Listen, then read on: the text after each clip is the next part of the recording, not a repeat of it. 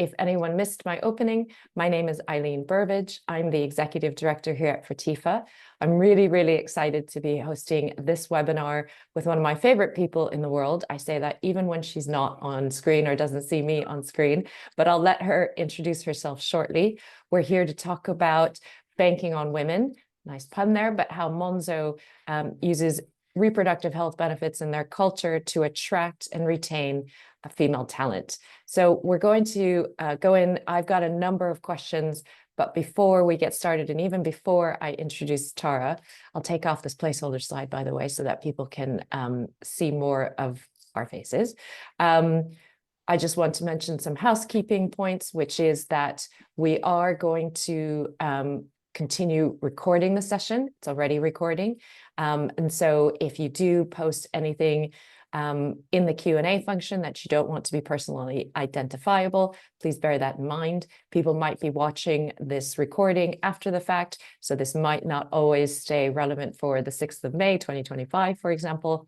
And then finally, we also have a chat function that's open, which is just available for you to chat with myself or Tara if there's anything you wanted to flag to either of us. But you can't, we haven't turned on the ability for all of you to chat with one another. Sorry to make that so antisocial. But the Q&A function is available. Everyone will be able to see questions that are posted in the Q&A. You can make those anonymous if you'd like, or you can also use your name or the name that you use to register. So those are the housekeeping rules. Also on logistics, we have earmarked this for an hour-long session, but I typically don't like to go the full hour, recognizing that in this day and age, people are often booked back to back. We'll try and wrap this up maybe after about 45, 50, at the most 55 minutes, depending on how many questions we get. Having said that, and also having talked about the Q&A function, we are really, really happy, I think I speak for both Tara and myself, to take questions as we go. I think that makes it much more interesting for both of us as individuals and people who are on screen, but also for everyone else who's listening in. We would love to take this conversation wherever you'd like to take it, wherever makes the best use of your time. We clearly have a few points or hypotheses and theses that we think are worth mentioning and clarifying. But again, really happy to take this where people would like to go. Tara's got such a wealth of experience having built and created and maintained the culture at Monzo through all of its evolution. So there's no shortage of questions I could ask her on a webinar, but we'd love to entertain whatever comes to your mind. So I think those are all the housekeeping points I had. With that, do you mind, Tara, introducing yourself? And if you're too modest, I'm going to cut across and I'm going to say other bits about your bio too. I won't be able to help it. So. Fair warning, fair enough. So hello, my name is Tara and I am the VP of People Experience at Monzo. I joined Monzo in 2016 and we were about like 40 people around that time, and now these days we're nearly 4,000 people. And during my career at Monzo, have just been supporting, building the infrastructure that's helped us welcome all those people to Monzo and scale our culture over time. And I think that is a pretty fair bio, Eileen. Okay, that's a fair bio. I can't object to anything in that, but you have glossed over things. You've raced over things really, really quickly. And you mentioned joining in 2016. I don't know if people remember because it's such a well-known brand now, but the company was only incorporated as a limited company even before I got a banking license in 2015. So you really have been there from the very earliest stages before it was a bank, when it was just an app. And you have seen it through, you mentioned the growth of the number of people. So thanks for doing that. But it's also had its ups and downs.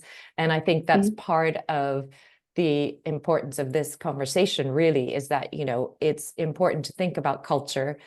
Yes, how benefits might weave into that, but in general, culture, attracting talent and retaining talent, even when things might not be going, up and to the right, when there needs to be maybe a contraction, maybe when there needs to be a tightening of costs.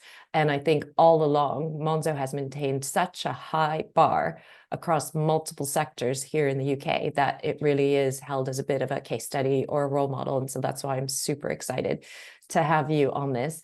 I think the other point and the other reason I'm super excited is because you're such a genuinely impressive individual that has been, I don't know if this word is or this phrase is overused these days, but a culture keeper for the company. So much of it, I think, reflects the integrity and the sort of the personal values that you would attribute to an organization. And so hearing you talk about, when some of those things are more or less relevant than others, and again, how maybe culture is maintained, and whether or not sometimes benefits has nothing to do with it, maybe sometimes when it helps to reinforce and when it might not otherwise, are all the things I'm really keen to talk about. But you have kind of underplayed the influence that you have, but I really am grateful for you taking the time. So before we get into it, and I think people probably now have an idea for how much I'm going to really try and get tease out some lessons learned from you and things, I thought it would be worth actually sharing a poll, just because I think that'll help you and I just to think about what the folks that are listening in are going to have in the backs of their mind. So as hopefully everyone can see now, there's 3 questions. The first is whether or not the company currently offers reproductive health benefits. The second is whether or not improving culture is a current HR priority within the organization. And those 2 questions are not necessarily related. But the third question then tries to draw at least opinions on whether or not those 2 are correlated or not, in terms of whether benefits feed into a culture or vice versa.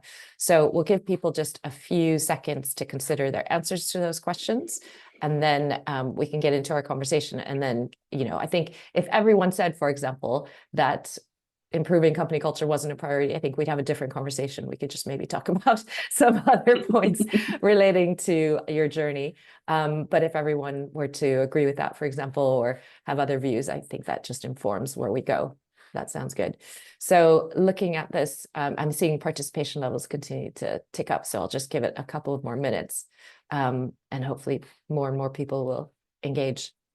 Before we do that, or while we wait for people, and to make sure that I make the best use of your time as well, Tara, is there anything, without going into it, but that you just want a headline, like you absolutely want to get across in a session, or are you just happy to chat and you're doing a favor for us? I mean, I'm happy to chat, but I think the one thing I would love to get across is that I often think that people teams or HR teams can often let perfection be the enemy of progress. And I appreciate that's a cliche now, but the fact is, so much work can be done iteratively, so much benefit can happen from a culture perspective, from an engagement perspective, but also from a human impact on employees by taking things incrementally, that sometimes I think people can be charmed by the idea of, we're going to do this massive thing, this ideal thing that we want to do, and actually the time it takes to get there, or the progress lost in the meantime, is really impactful. And to essentially think about the steps along the journey and the good you can do over time, rather than just always trying to do the big bang. And I think lots of companies do the iterative approach, but I think how you communicate that to your employees is really important, and also shows your intentions, which I think can be really powerful over time. Amazing. Okay, thank you. I'll make sure then we keep weaving that in. And so with that, more than 3/4 of those that are on the webinar have answered the poll. So I'll end it now, and I'll be able to share the results so that everyone can see. So maybe not too surprisingly, just over 1/3 of the attendees that are on the webinar say that their companies currently offer reproductive health benefits. And then that aside, almost 90% actually say that improving company culture is a current HR priority. So we will see whether or not there's a correlation between the 2. And interestingly, the third question, the answer to that was almost 100%. So 96% of people felt that company culture is correlated to or affected by employee benefits. So I'll save the TLDR, the conclusion, to the end. But that would suggest to me that maybe if we have more people thinking about offering reproductive health benefits, if we assume that that's a positive benefit to have, that might help to improve the culture as well. But we'll come back to that. And I'm trying not to sort of make this a kind of a nagging session, as it will, or I'm not pitching anything per se. I think hopefully the conversation that we have then will either bring that to the front or not, and give people sort of some ideas to consider. So then, thinking about this, I wondered if you might not mind talking about, and this is such a loaded question and one that you could write a whole book on, but how you think about when you've created or fostered and maintained the culture at Monzo, of course, with the rest of the people team, and it takes a village, takes everybody, but how that has, if you've seen any direct impact, or if you've been able to measure that and its effect on recruitment, retention, ENPS scores. Yeah. How do you think about that or consider that over time? Oh, 100%. I think that often people can think about culture as this nebulous thing that you can't measure, but actually from years now, I've been at Monzo for just shy of 9 years.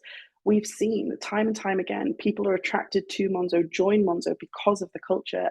I do an onboarding session every 2 weeks with new folks as they're joining. And every single time I say to them, hey, tell me a word or tell me the words that were really important to you when you were thinking about your job search. And, it automatically forms a word cloud. And over and above, every single time, culture is like the biggest thing that people were looking for and also joined Monzo specifically for. And a lot of the focus of that onboarding session is essentially telling folks, hey, you're here, you joined for this thing, but it is now your responsibility to bring it to life, to help it, grow for the future, because culture can't be static. And the end of the session, people DM me all the time saying, oh my gosh, I heard about Monzo before I joined, but like this session and the whole onboarding, the way you approach onboarding has been so meaningful to me. I really feel like I'm in the right place. And so there's this tangible, we know that people join for our culture, but then equally, when we think about why do people stay, our ENPS scores, generally speaking, are in the top 10% of industry every single quarter. And over and above, when we see, the comments that people write and so on, they say, I joined for the culture. Also, mission and culture kind of come up one and the same.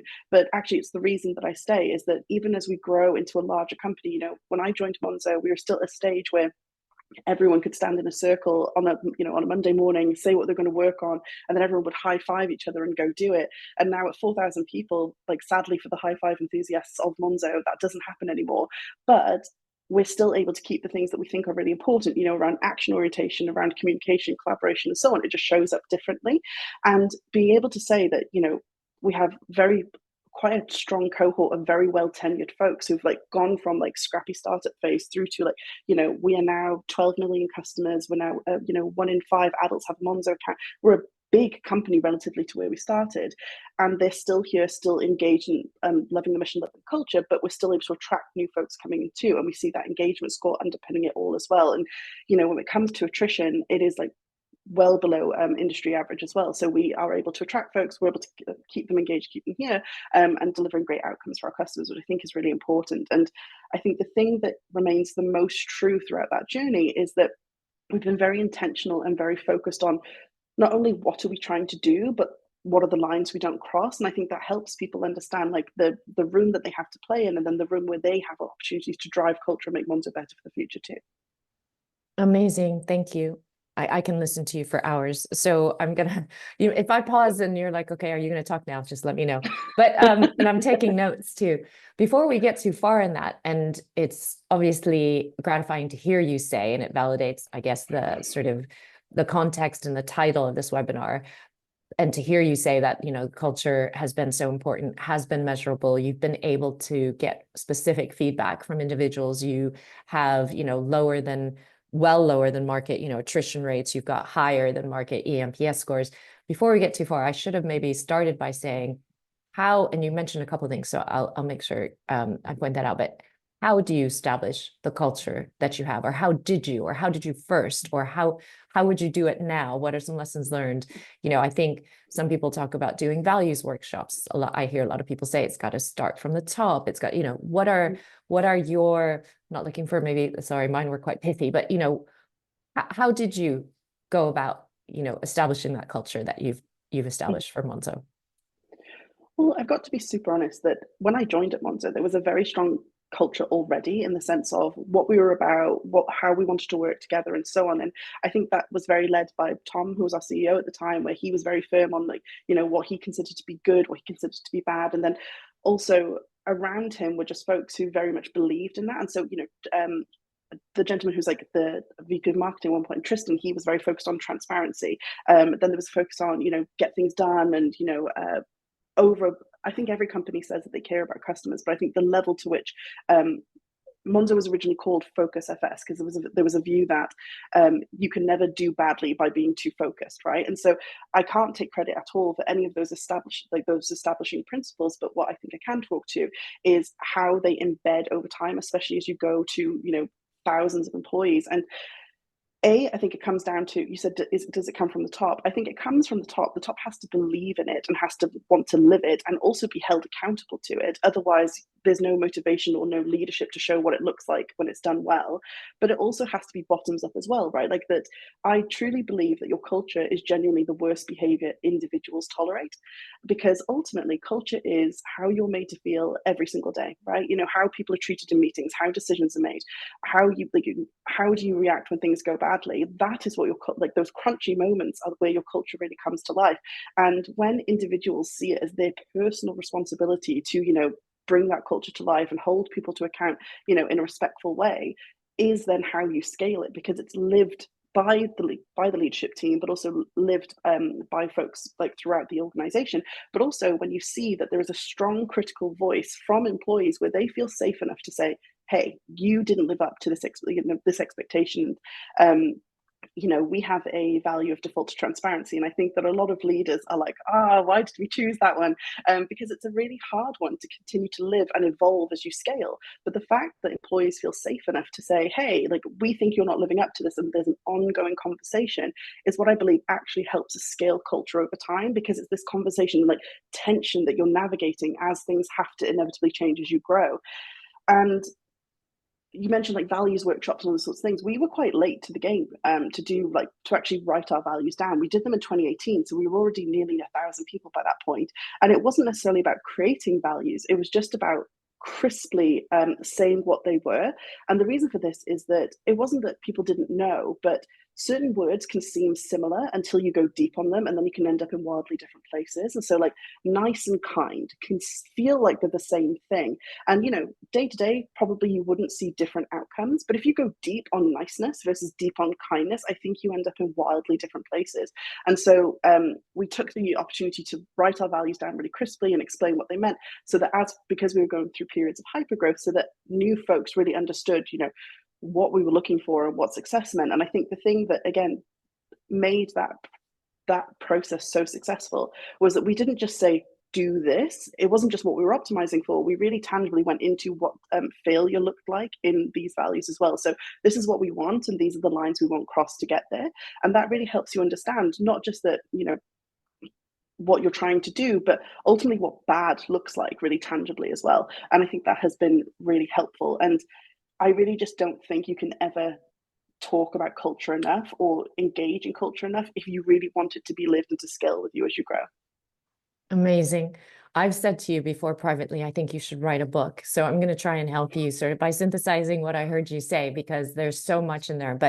And people who are on the webinar, please let me know, or let us know in the chat, or put in the Q&A if you disagree with what I've captured from what Tara said there. But I did hear her say that it does have to come from the top in the leadership team, but that it does also include, or have to include, clarity and real crispness about what good looks like, maybe the difference between good to great. But at the same time, and this is what I kept hearing you say, and I've not heard other people say it, and I love it, what does bad look like? What are the red lines you don't want to cross? What do you not want to tolerate? And that once those are sort of established, whether that's articulated or written down or not, but once that's clear, then leadership has to live it and be held accountable for those points. And then I think that fed into the fact that when there's a culture where employees or individuals, therefore team members, feel it's safe to hold leadership to account, that's when you know you've probably got it right. Because if you don't have anyone holding anyone else to account, it really doesn't matter what you say your culture is. And I loved your sort of line that culture is the worst behavior that people will tolerate, because we often talk about culture as being like, what are the great things? What are we aspire to be? But I think it's really important, all these points you've made about the worst behavior, about the red lines, about what you won't tolerate, about what it doesn't mean, which really is the manifestation of focus, right? And being able to be really crisp and articulate. So those are the points that I mentioned. Again, if others grabbed other things that thought were actually more important than what I just summarized, please let us know in the chat or the Q&A. But having established all of that, and you've talked about the periods of hypergrowth, we already alluded to the fact that it wasn't always all positive. And, you know, my guess is having those, the cultural points or the values, or however you want to describe them, established, that also helps when you have to make difficult decisions as well, right? Because if you've got that in place, you've sort of got that as guardrails, or I guess values you can lean on to say, this is why we're doing this in the best interest of the business. 100%. And I think that's one of the things that I think we did quite well in the sense of we the way we spoke to, like, we call folks who work at Monzo Monzo, it feels really not authentic for me to say that, so I'm just going to refer to those folks that way. We spoke to Monzo very early on and said, we're going to mess up, right? Like, things are going to go badly. We're going to, have to make choices that people don't like and all these different things. But the thing we can commit to is we'll be straight with you. We will tell you, we'll be transparent about the problem. We'll talk to you like adults. We'll involve you in the solution where that's appropriate. And yes, like, over time, we've had to make decisions that folks didn't like, right? Like, that's just normal.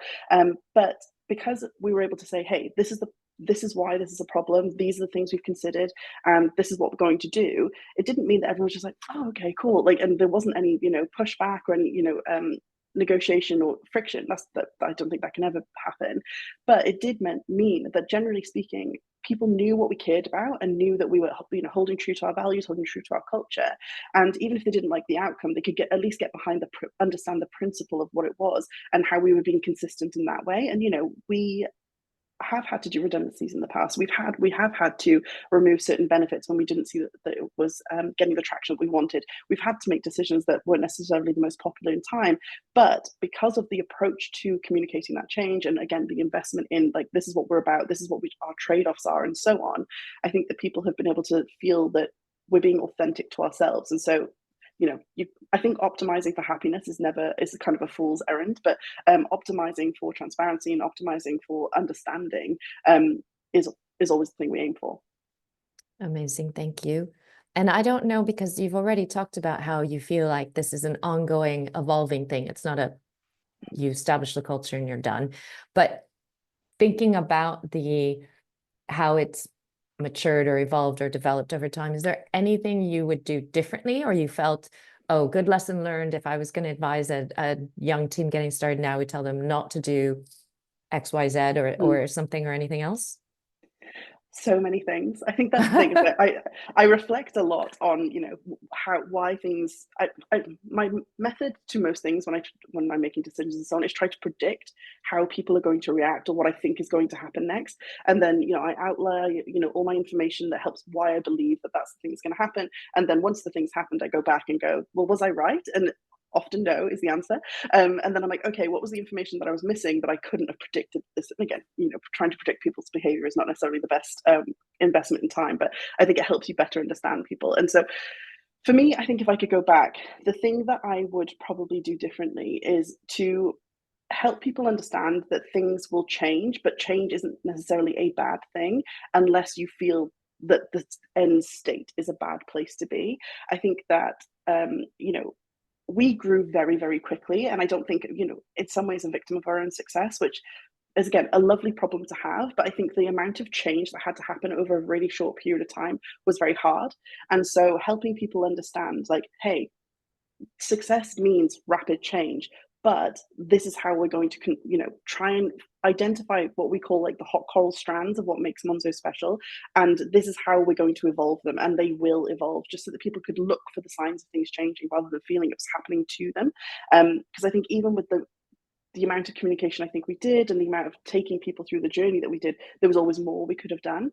And I also think that we could have been much more tailored in our, like, communication to folks as we grew around, like, TS, who's our CEO at the moment. Like, he's brilliant at all hands and tells people, what the strategy is, where we're going, and so on. But I think helping people understand throughout the business, like, where their role sits into that, and, like, what success means, like, now versus what it used to mean, would have just helped people better, like, get on the journey, feel good about it, and keep that kind of, like, high passion and engagement that we've always seen from Monzo. Again, it's not that it's bad. We still have great engagement results. We still have low attrition, but I just think that if I was going to tweak or optimize, it would just be honest about the negative things, and also obviously celebrate the positive things, but actually in some cases going deep on failures and going deep on things that haven't gone as well as possible just helps people stay true to, like, your authentic self. And you can sometimes worry that folks aren't going to respond well to it, because it's like, oh no, don't tell them that. But it's like, actually, the better they understand the decisions that you're going to make in the future. And so treat people like adults, don't shield them from the truth when actually they need to know it in order to feel close to the organization. I certainly agree with that. And it's sort of one of the things I try to do when I work with teams as well is, I might not have everyone agree with the decision that's being taken or maybe what's going to happen, but as long as they understand the logic behind it, they can then decide for themselves if they want to stick with me in terms of future decisions I'm going to take, right? Having said that, I also recognize that depending on the type of person that they are, and there's, I obviously am a person who really, really believes in like diversity of experience, pathway, and perspectives. That make for better outcomes. But there are definitely some people that don't think like me and might just sort of not be as comfortable with change at the pace that I am or something like that. So then how do you, maintain the transparency and the honesty about why things are happening or why they have to happen without, I guess, losing the faith? Mm. I think it's spending time understanding why people don't like the change or what it is that they're, you see the tension in their shoulders. That's And also I worrying. think it's about encouraging people to just be honest about it. I think that the phrase disagree and commit is helpful, but I think it's only disagree when you truly understand and then commit, right? I think that sometimes when organizations don't feel safe and people don't feel like they can have a critical voice and have the debate and it will be productive, that's when actually it becomes, in my opinion, really toxic, because then people don't even understand, but they know that they disagree. And then it becomes more of an emotional feeling than necessarily a logical one. And again, there's nothing necessarily wrong with that. But the more you can talk to people and say, okay, my wife hates this. I do this at home as well. But I'm like, when I say this, what are you hearing? Because often what people are hearing is not what you're saying, because there's all these different things that they're adding into the conversation or context that they have that isn't with you. And the more you can say, like, tell me what you're hearing. And then when they play it back to you, you're like, oh, no, that isn't what I'm saying. Or like that isn't what I'm That's not meaning what to I meant say. to say. Yeah. Yeah, that's not what I meant to say. Or like, oh, actually, no, knowing what you're hearing now, actually, this is context that I think you need to hear. Or actually, I would have, I would have adjusted the way I spoke about this differently. And once then you can understand like what the like reticence is towards the change, the easier it is for you to then go, okay, these are your concerns, I hear them, these are the reasons why I still think this is the right decision, like can you get on board? And it has to be a full body yes, I think, is the answer. And again, that doesn't mean yes I fully agree or yes it's what I would do, but yes, as you say, I understand the principles, I understand the trade-offs, I understand that the risks that I'm worried about or whatever the case may be. You still want to do this, and I believe in like why you see the world the way you do, and I'm going to go forward with it. And it sounds like a very long way to go about things, and actually, yeah, sometimes it is, but I think that it is worth it, because as you say, the whole people feeling authentically that the business is who it is, even as it continues to evolve, you can only do that when you spend the time in outlaying how the decision came to be. I think that's, the whole move fast and break things sort of thing is like, obviously has worked for some folks, but I do think when you're thinking long term about employee engagement and retaining your best people, the people who are passionate and have like an almost entrepreneurial mindset as it relates to your business, because they care about it as if it's their business, you have to invest the time. Otherwise they will become disenchanted, and then those people who are going to be the folks who bring the creativity, bring the critical voice, and help you make better decisions over time will just like, what's the point, right? Because they don't have a mission, they don't have the values to believe in anymore. No, amazing. And that's a perfect segue, because as you mentioned, the key to recruiting and attracting, but also then retaining the people that you want to retain, as you said, is investing the time in them. I'm going to try and expand that slightly and think about other types of investment in people and in culture. And before I do this sort of slight shift into reproductive health benefits, I thought I'd just take a pause and just make a note about language and about some of the things that I might say. And I've actually learned more about the importance of the words from you, Tara, and from Monzo than any other organization. So you have to grade me on this. But I did want to mention, when I talk about, say, women in the context of women's health, or I talk about female, I'm probably talking about, individuals who are assigned female at birth. I'm clearly trying to be as inclusive as possible. And certainly everything that we do at Fertifa, when we're talking about women's reproductive hormonal and sexual health, or men's reproductive hormonal and sexual health, is for any individual who might identify however they choose, but might have the reproductive health organs, the reproductive health system, and the concerns relating to their health that we can help with. So having established that, I want to go into then how Monzo and, in disclosure, but to everyone else who's on the webinar who may not have realized it, we are very, very proud and feel very privileged to have Monzo as a client of Fertifa's and to be able, therefore, to support all Monzonauts with Fertifa's reproductive health benefits. And I know you're not on the benefits team, and you've been always really careful about saying, your focus is on the culture and the people experience. But to the extent that you're comfortable, can you talk about, the decision or the process of Monzo as a company introducing, whether it's reproductive health benefits or the other benefits of which, you have personally been involved in? For example, I think your industry leading pregnancy loss policy, other things that you've done for individuals going through reproductive health journeys. Mm-hmm. So you're absolutely right that this journey has been going on for many, many years. We obviously introduced our first caregiver leave policy, I believe in 2017, and this was well before anyone actually was going through a caregiver journey. And I find it interesting you mentioned language, because sometimes people say caregiver, like, what does that mean? And we're talking about people, family forming benefits, right? But the reason we specifically call it caregiver is because we have a flexible benefit where folks get to choose who is going to be the primary caregiver, who is going to take that majority of leave. And the reason being is that, who are we to tell you what is best for your family? We instead want to give you options and choices so that you can make the choice for you and your family, and everybody's family will be different. In some cases, where it's a heterosexual couple, the woman will take the main caregiver leave. In other relationships, it will be the man. And I think that is the core crux of everything that we've tried to do from a policy and policy approach at Monzo, which is, who are we to tell you?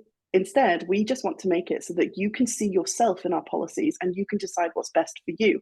Because ultimately, when you're, policies, procedures, that sort of stuff, the whole point is that people feel supported, right?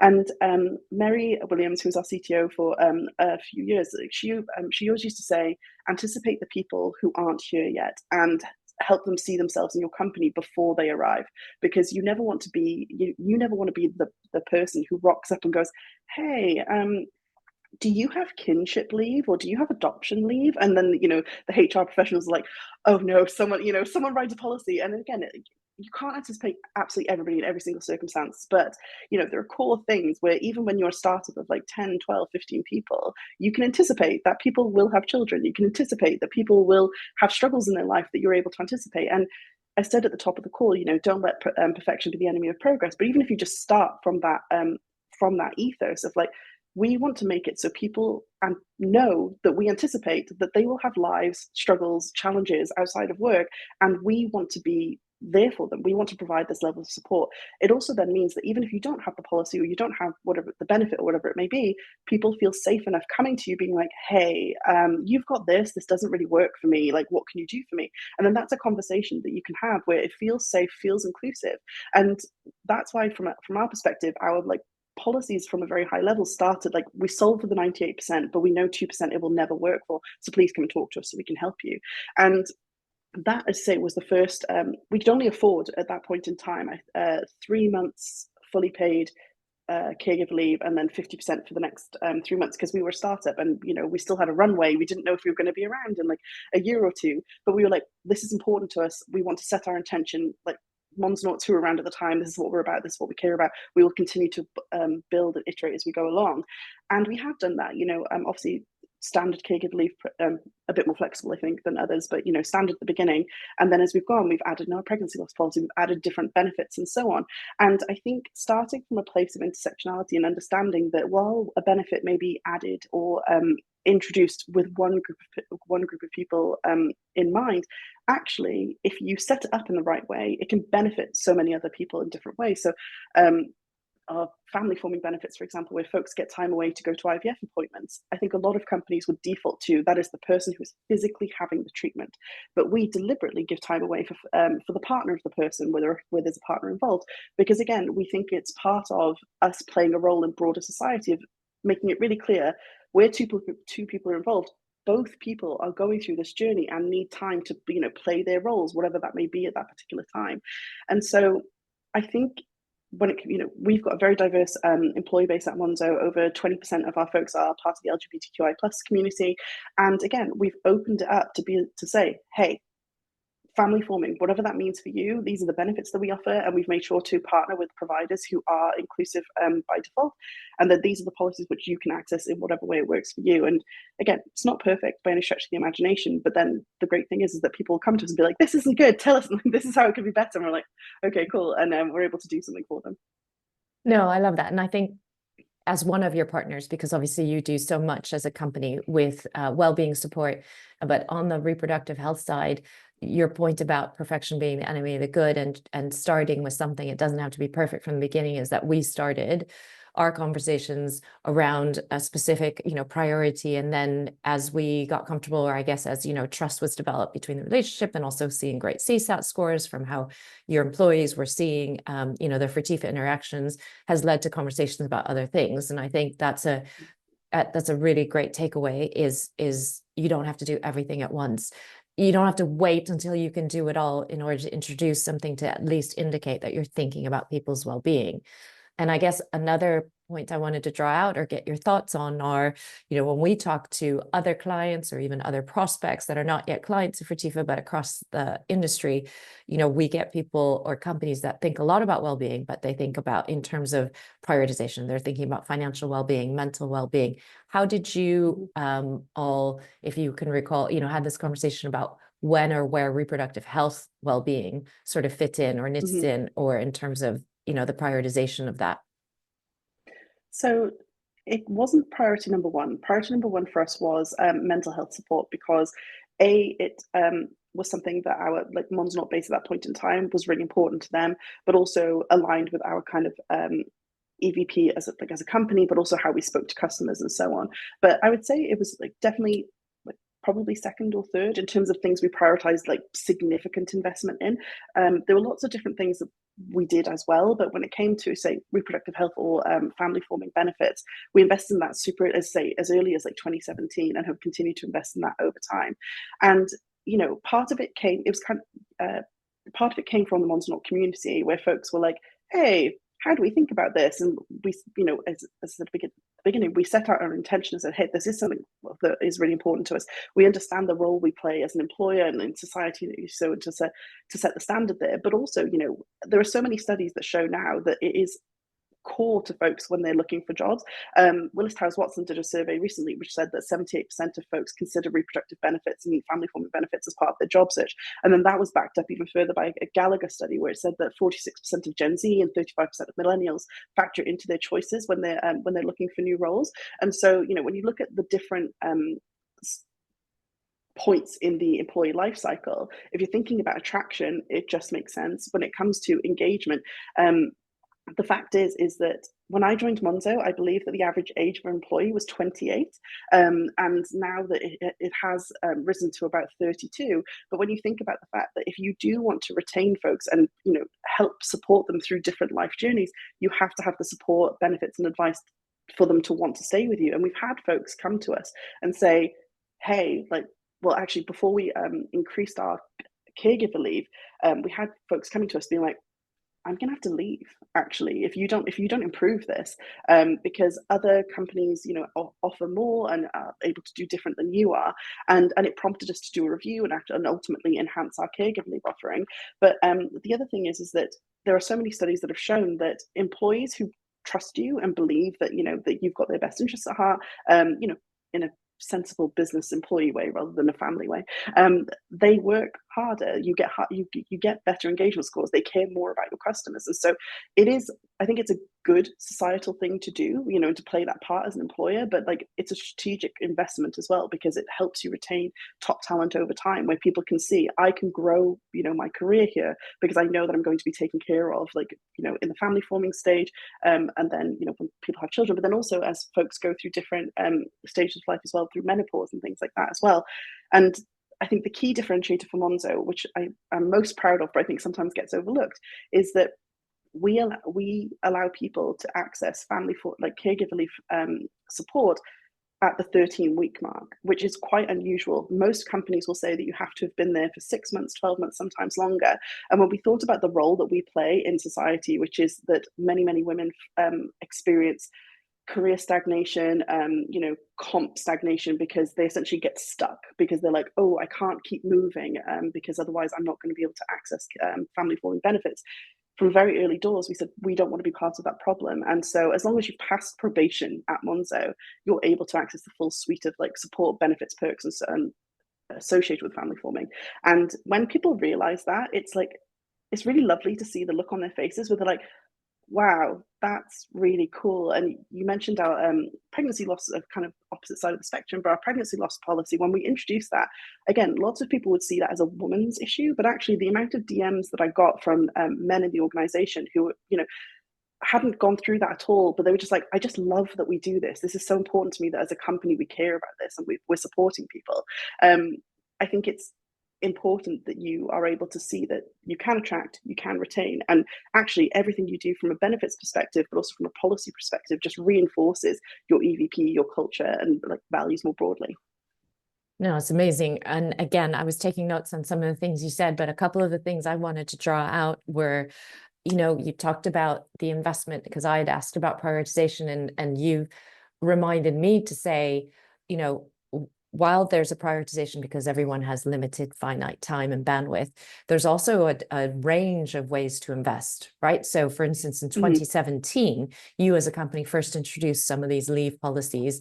We didn't, have the chance to introduce for TIFA though until must have been 2023. And then actually only just, was it this calendar? Yeah, this calendar year did I get the, the privilege of attending your women's network launch, right? And I think for some people, again, this also speaks to your point that don't let perfection stand in the way of good. I think some people, or certainly some organizations we talk to, feel like, oh, well, first we have to get, our employee network groups set up, and then we have to actually get some written policies in place, and then we have to think about leave, and so we can't think about, the clinical support, for example, that Fertifa provides or whatnot until after that. And I love that, you've looked at what your employees would really benefit from, what they were telling you they genuinely needed, or what might make a difference. And because you already had the culture, which made it clear that you supported them, their journeys and what they were going through, it didn't matter that the Women's Network launched in 2025 and, you were able to put in a caregiver leave policy in 2017. It's investing at different degrees, some take actual hard, budget dollars, and some don't. Some just take time, and some just take some thought behind what matters. And so that's something I wanted to sort of reiterate, or at least draw out again, that you'd mentioned for those, in case it might help them when they're trying to get their organizations continuing to move and develop as well.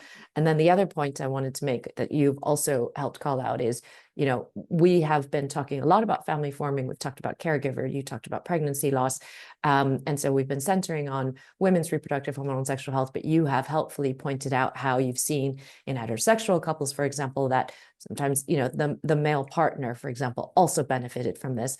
And I did want to take a chance to talk about, for those who might not know, that when we're talking about reproductive hormonal and sexual health, particularly what we provide at Fertifa, we're talking about all reproductive hormonal and sexual health journeys and the support, the clinical advice, diagnostics and testing, and the well-being and navigational advice that we can lend for all of these things. We know, for example, that 1 in 6 heterosexual couples will have difficulty conceiving. We know that 40% of those are going to be male factor related, but we also know that 1 in 10 women will be diagnosed with endometriosis at some point, even if that average time of diagnosis can take up to 7 years here in the UK.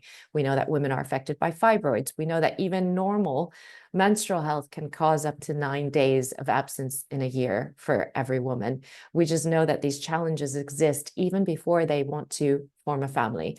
And then you started alluding to it too. We know that, 1% of women might experience early menopause as early as in their 30s, and that even non-early menopause and not medically induced menopause can actually start to introduce symptoms for women in their 30s, late 30s, 7 to 12 years before their last period.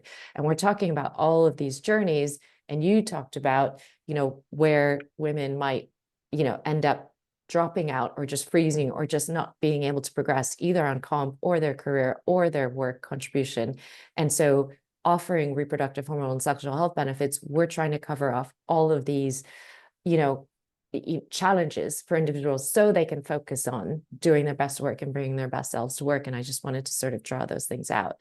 I wonder if, and I have a few stats again too that, we've shared with the benefits and the reward team from time to time, but do you recall sort of some of the reactions or maybe any of the, I often talk about ROI or the business case or some of the feedback that you've gotten from introducing, for TIFA specifically, or just having the reproductive health coverage that you do from networks, from policies and the like?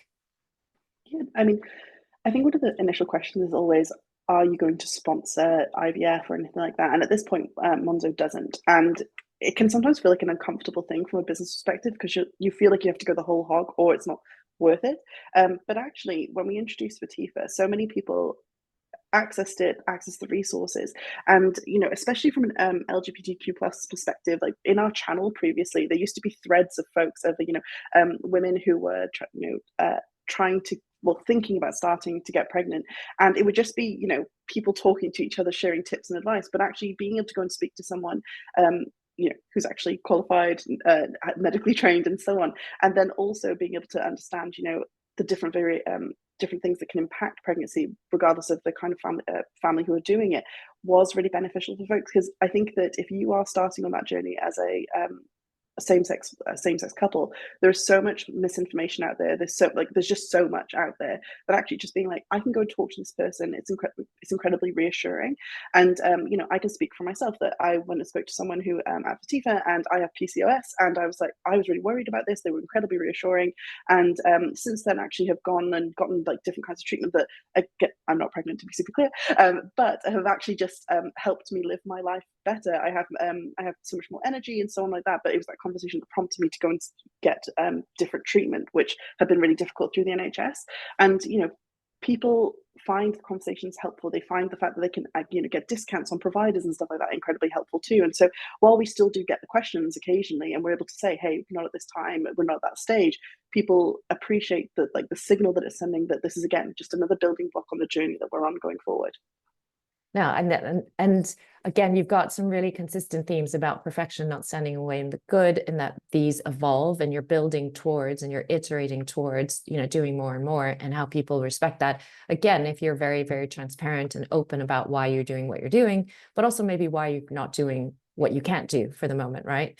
And some of the things that we've seen or that we've been able to measure is that we're actually already seeing 5% engagement levels for Monzo employees with Fertifa, which, I think it's for what we see across all of our clients, that's pretty best in class. I think most would be surprised that reproductive health benefits even get that level of engagement. We're clearly not, a rail card. It's not a cycle to work scheme.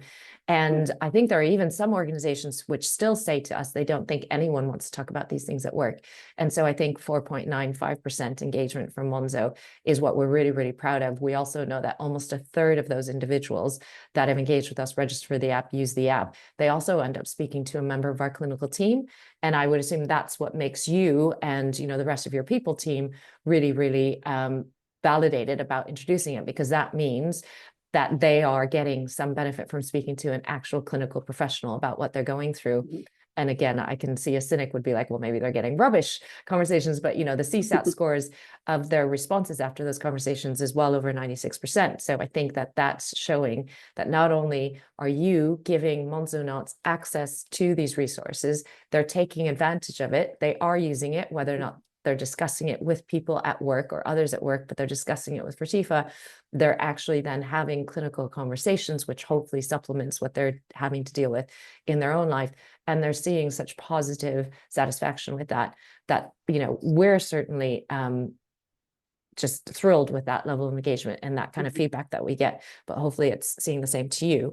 We also know from some of the conversations we've had, and you can probably start to infer some of the topics that are being covered over others, but that, people are sort of saying to us that they're so happy that this is helping them stay longer or, not have to think about leaving. And, I don't know, you might already mentioned sort of industry leading attrition rates.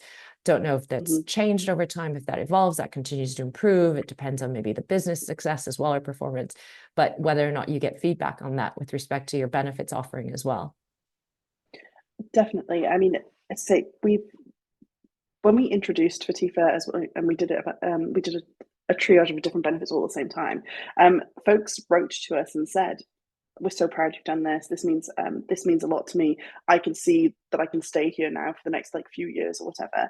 And again, we haven't seen necessarily a fluctuation in the numbers, but I think the thing that's interesting is that as our average age of employee goes up, the fact that we are actually able to retain that, especially when our EV, like our employee value proposition, could not work for every stage of life, right? But the fact that we've been introducing benefits incrementally as the average Monzo average age is increasing shows that we're able to retain folks as they're going through their life journeys. And there was a period of time where we did see folks starting to say, "I'm not sure, I need different things." But through the careful introduction of benefits, we start to see those those questions and concerns go down. Amazing.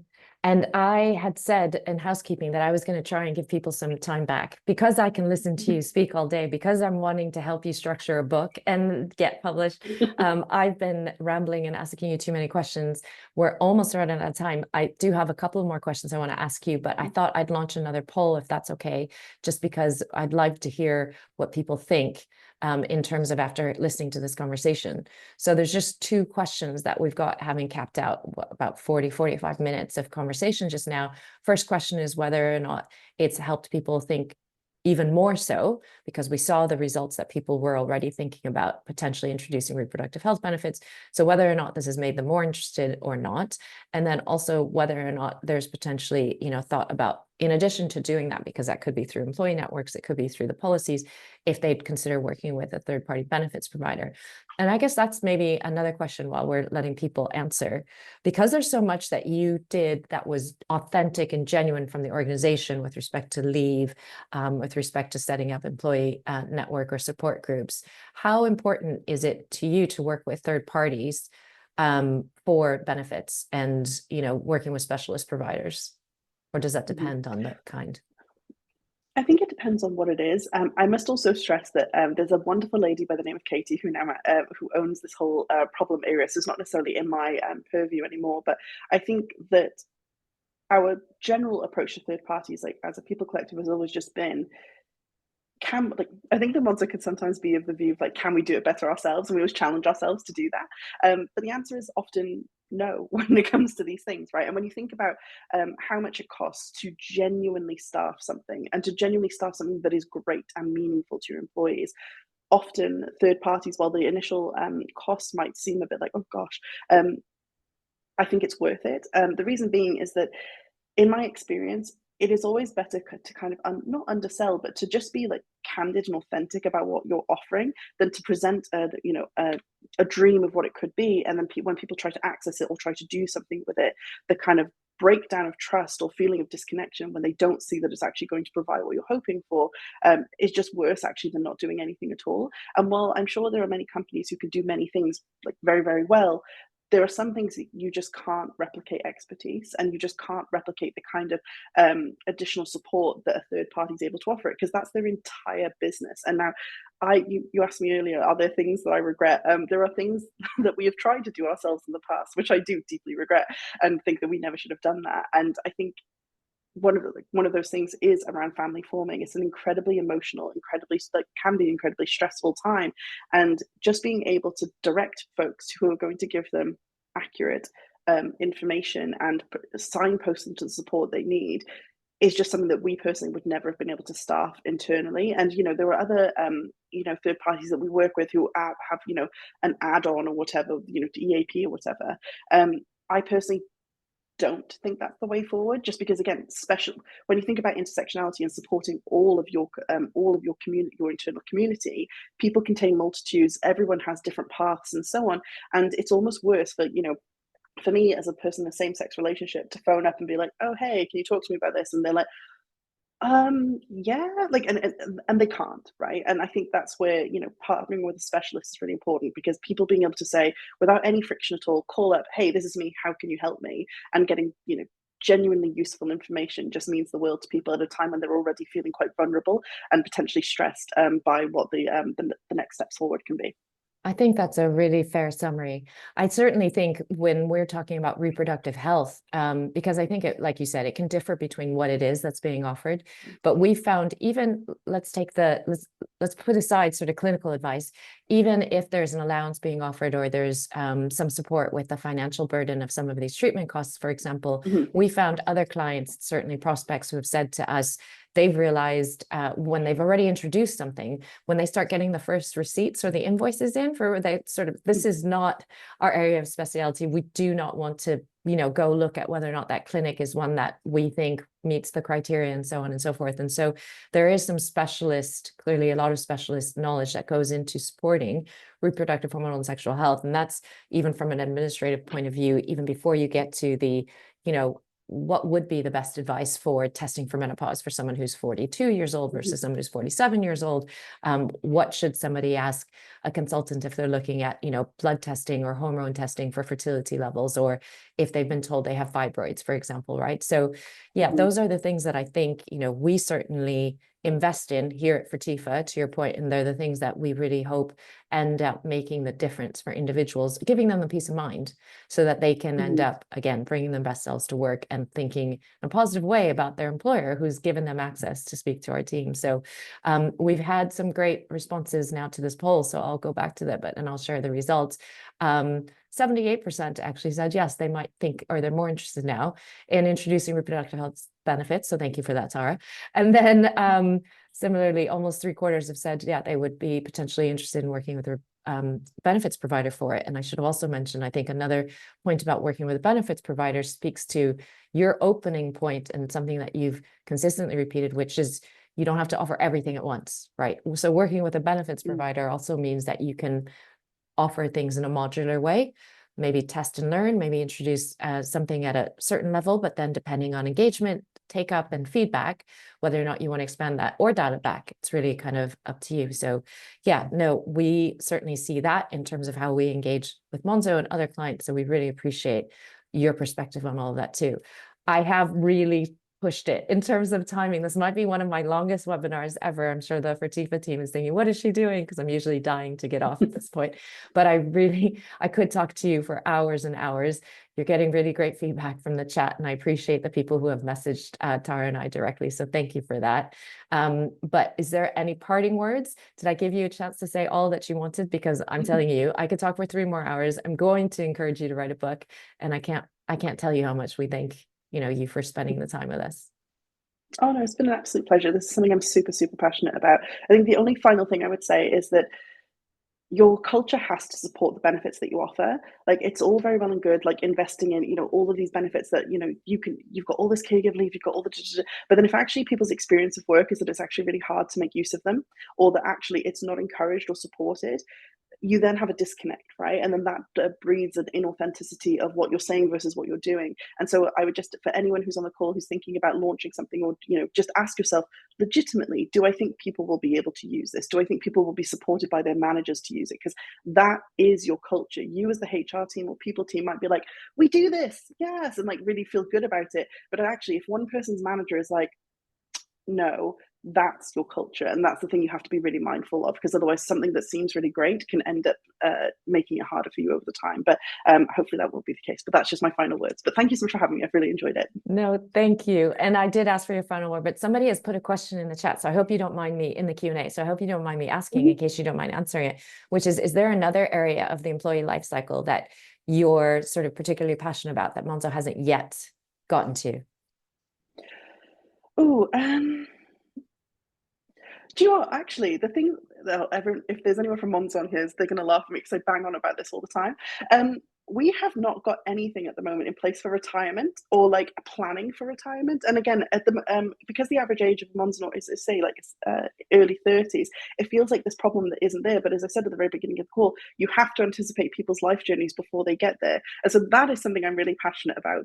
This is one of the things I want this new role to like tackle. But I think the other thing is leadership assimilation at the point when you're a very, very big company and have a very strong culture. I think it is quite hard for leaders to join a company that has a very strong culture and essentially leverage their special sauce and why we hired them, but in a way that feels authentic within the organization. So that's another thing that we're working on at the moment that we don't think we've quite nailed yet. So yeah, both ends of the spectrum, joining and leaving in the best way possible. I love that. And I like I said early on, I think that, as you would know, and you should be really proud of, everyone, across industry sectors, whether it's banking, it's financial services, tech, or other sectors, really do hold Monzo in such high regard. I think you are seen as, best in class. And so to know that there's still work to be done, that you still continue to evolve, that you're still thinking about what else is needed, I think is really gratifying, reassuring, but it's just it's the truth. And I think it really helps people to then take the rest of your comments on board. And again, it also makes me think from a Fertifa point of view that we are so lucky and privileged to be just a very small part of this employee life cycle, and how you support all of your Monzo knots well-being, and how important it was to you to cover reproductive, hormonal, and sexual health, and how we hope to keep doing more and more of that with you. But thank you so much again for taking the time to talk about the merits of that, to talk about working with third parties, to talk about how perfection can't stand in the way of good, and also just bringing to life, specific examples, and reminiscing about the do's and don'ts of what you did at Monzo. So thank you so much again, Tara. I really, really appreciate it, and hope we'll talk to you again soon. Thank you. And thanks everyone else for joining. Okay. Bye. Thank you. Bye.